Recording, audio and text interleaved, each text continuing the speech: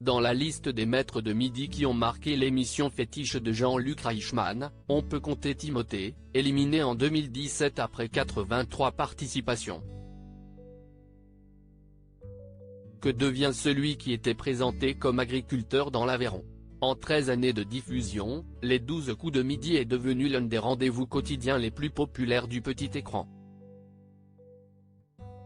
À l'heure du déjeuner, des millions de Français retrouvent l'incontournable Jean-Luc Reichmann accompagné de 4 candidats venus s'affronter dans l'espoir de briguer le prestigieux titre de maître de midi. Avec de solides connaissances, certains y sont parvenus. Parmi eux, la championne de midi Céline, le champion indétrôné, Bruno et son second à la tête de 199 participations, Eric. Dans la liste des gagnants qui ont marqué l'émission, on peut compter aussi Timothée Cross. Le candidat fait son arrivée en mars 2017 avant d'être éliminé après 83 participations en juin de la même année, emportant avec lui plus de 350 000 € de gains et de cadeaux.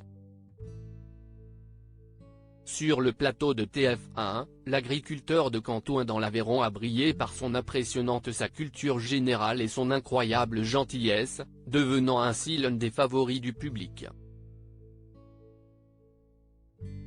C'est donc avec grand enthousiasme que les aficionados de jeux télévisés le retrouvent en 2021 auprès de l'animateur Samuel Etienne dans Question pour un champion.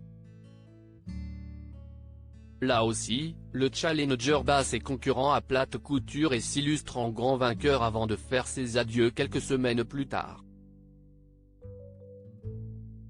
Un champion serein depuis, le 9e plus grand champion des 12 coups de midi a déjà fait son grand retour dans l'émission lors du combat des maîtres en 2021, puis le quiz des champions, en 2023.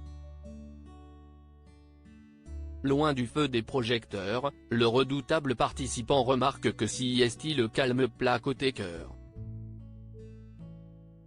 Après une histoire avec une dénommée Floriane dont il s'est séparé en 2019, le célibataire se confie sur sa situation amoureuse un peu au point mort en juin 2022 à un Jean-Luc Reichmann curieux.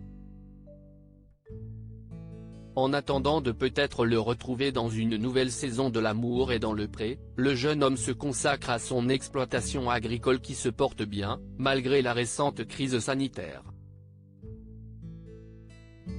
Nous n'avions pas été les plus touchés par la pandémie, au regard des différentes restrictions.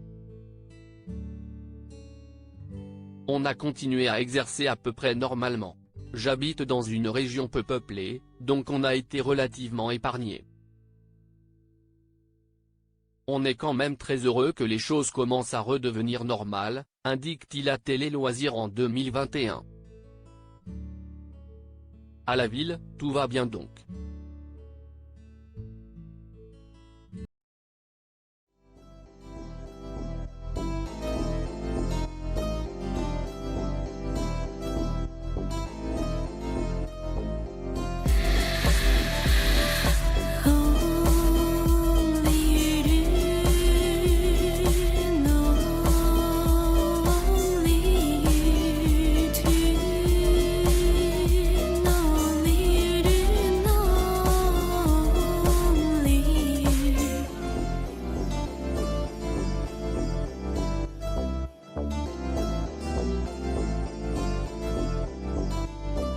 To